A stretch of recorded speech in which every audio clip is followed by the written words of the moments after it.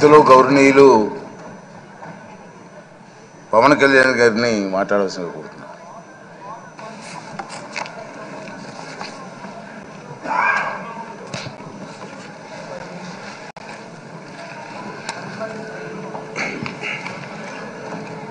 పదహారవ శాసనసభకి ఏకగ్రీవంగా ఎన్నికైన సభాపతి శ్రీ చింతకాల అయ్యన్న పాత్రుడు గారికి హృదయపూర్వక నమస్కారాలు, మీకు శుభాకాంక్షలు. ఇది నేను మొదటిసారి అసెంబ్లీలోకి అడుగు పెట్టడం. ఇలాంటి సుదీర్ఘ రాజకీయ అనుభవం ఉన్న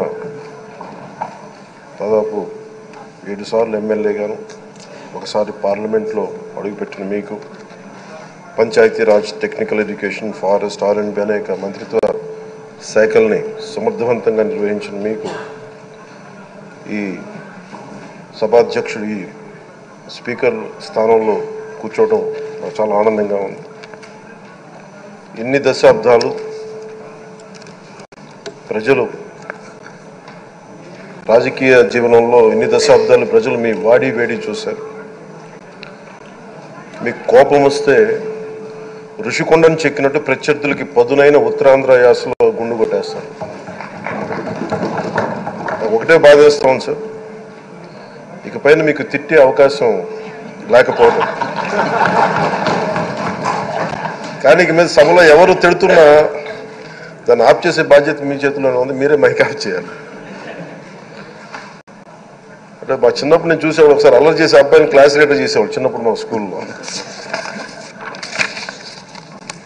కానీ ఇన్నాళ్ళు ప్రజలు మీ వాడి వేడి పలుకులు, మీ ఘాటైన వాగ్దాటి చూశారు. ఈ రోజు నుంచి రాష్ట్ర ప్రజలు మీ హుందాతనం చూస్తారు. డిబేట్స్ వెనకాల దాక్కుని సంస్కారహీనమైన భాషల్ని, భావాలని రకరకాల మాధ్యాల్లో విరజిమ్ముతూ ఉంటారు. దాని నియంత్రణ మీ ఆధ్వర్యంలో ఇక్కడి నుంచే మొదలవ్వాలి. ఇందాక సభానాయకులు గౌరవ ముఖ్యమంత్రి శ్రీ చంద్రబాబు నాయుడు గారు చెప్తారు, ఆడబిడ్డలు ఏ విధంగా నలిగిపోయారు ఈ రాష్ట్రంలో గత 5 సంవత్సరాల్లో. చిన్న లేదు, పెద్ద లేదు, ఎవరని లేదు. ఎవరన్నా సరే ఒక మాట మాట్లాడితే వాళ్ళు వ్యక్తిగతంగా దూషణ, సోషల్ మీడియాలో వాళ్ళని క్యారెక్టర్ అసాసినేట్ చేయటం, వాళ్ళు పెద్ద నాయకులు కావచ్చు, కార్యకర్తలు కావచ్చు, లేదా వాళ్ళకి ఎదురు తిరిగి ఒక ఒపీనియన్ చెప్పి ఎవరైనా సగటు మనిషి కూడా కావచ్చు, అది ఇక్కడతో ఈ రోజు నుంచి ఆగిపోవాలి అధ్యక్ష. అది మీ ఆధ్వర్యంలోనే మొదలవ్వాలి. గత ప్రభుత్వం తాలూకు సభ జరిగిన విధానం చూస్తే ఈ వ్యక్తిగత దూషణ ఇవన్నీ చాలా ఇబ్బంది పెట్టే ప్రజలు.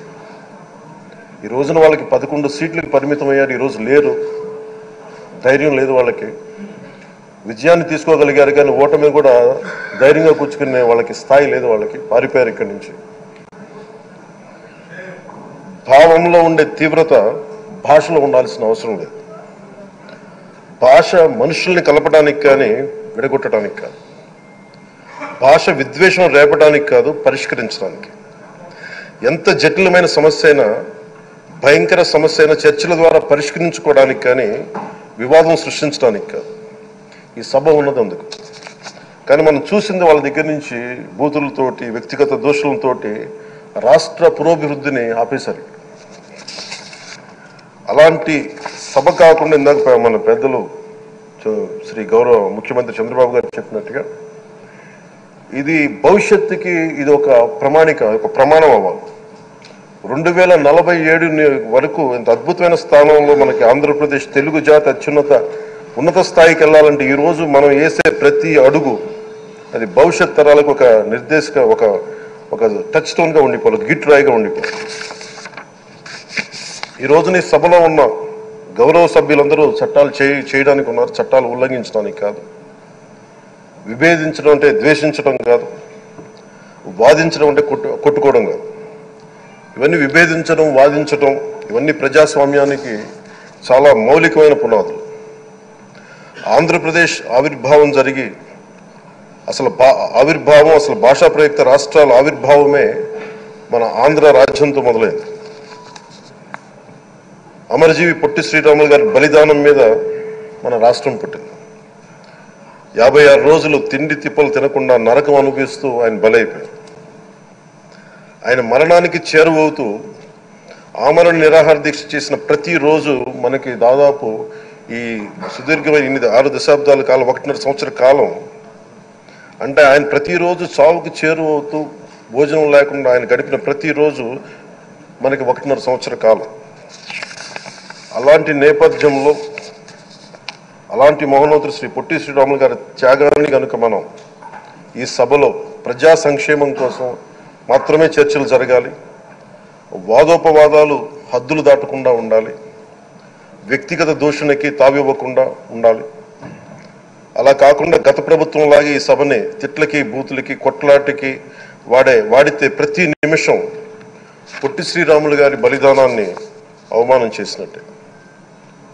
ఒక గొప్పవాడు, ఒక మహానుభావుడు బతికినప్పుడు మాత్రమే కాదు, చనిపోయిన తర్వాత కూడా కొన్ని తరాలు ఉపయోగపడతారని నిరూపిస్తారు.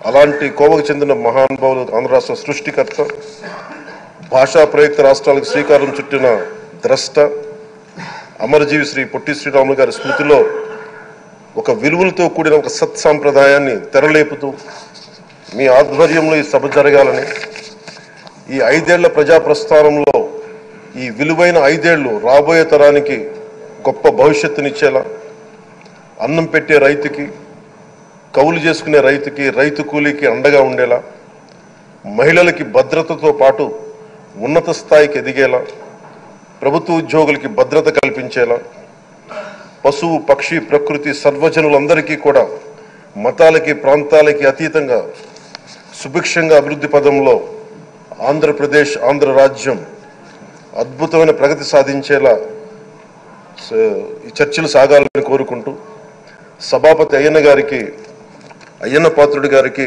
మీ ఆధ్వర్యంలో ఈ సభ ఒక సరికొత్త సాంప్రదాయానికి, సత్సాంప్రదాయానికి ఇది తెరతీయాలని కోరుకుంటూ మీకు మరోమారు శుభాభినందనలు తెలియజేసుకుంటాను.